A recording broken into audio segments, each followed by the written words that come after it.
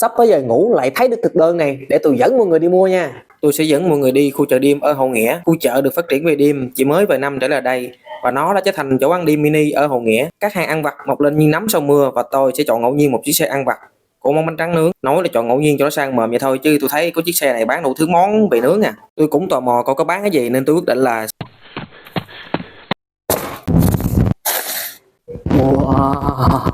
bánh tráng nướng tà tưa lên đơn.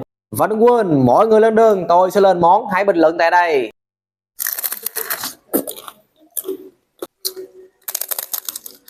Lần đầu tiên tôi ăn bánh tráng nướng ở cái xe lề đường này nha mọi người, cũng hợp khẩu vị á, ăn cũng bắt lắm á.